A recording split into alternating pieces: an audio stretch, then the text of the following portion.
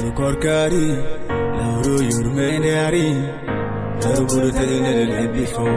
Eru mum tolu bakatu jifo. Horde ko force ko fare la imare sabuka chulo. Maluru korka fando tan rafijuma irto. Chedule nyokino, ora jamuru kujimogino. Allah na tako jengo mata, kumbada wada fofo mahima. Loru ni iblis ala kedal, wajo hore mada hade mo fide mo pera. Deno kala kene wiye gofal, kene nanu ma jeno wadum golal. Gite ma korat, nupi ma korat, onduko ma horat, terde ma korat, jude ma korat, kode ma korat,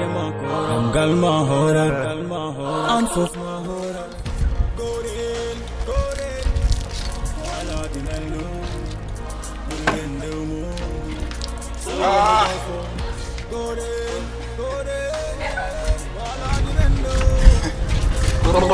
So ngande o kora no gatina ngoppe amin wonnon burum do machallah mi ala problème kor ka yar do min dum tinan dum ga ba bref na e ngondo ni kor la du fe ko min jam dum wona dum jam tani ha hono no biodon kali di affaire dini zero stress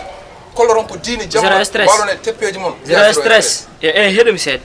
I mean go mi wona gidi tekati sada malla mi mo aforan mallu dem tekati min ko mi bamma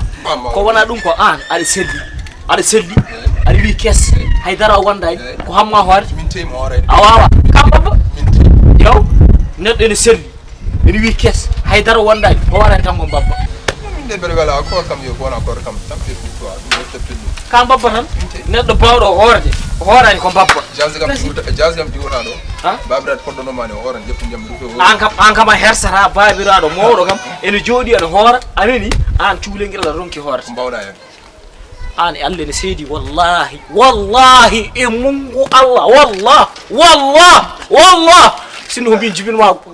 zero stress mi warma min kadi je wallah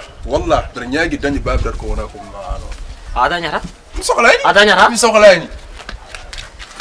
Allah ne seedi wallahi jogor mi yaltinde me gallo ko nangi hoore kellaw Allah ne seedi min Allah ne seedi duwasam ko atimmo wala avansam ko atimmo andi wasma beeda timmude saafo manki temder saafo manki cabanji saafo manki temedi an toccot mo nandam do ar waddo do jom suudma ko dum ponnade gluudar afagar wadde am on babira naydar hoore ar topiri affaire belvi mbiya biron la pa gorko mawdo kilifa do jododa wina waajo kam an matta ko buru woni fo bonde ha lauro yurmendari lauro buru tadine le before eru mum tolu bakatu jifo horde ko force ko fare la imare sabuka chulo maluru korka fando tan rafijuma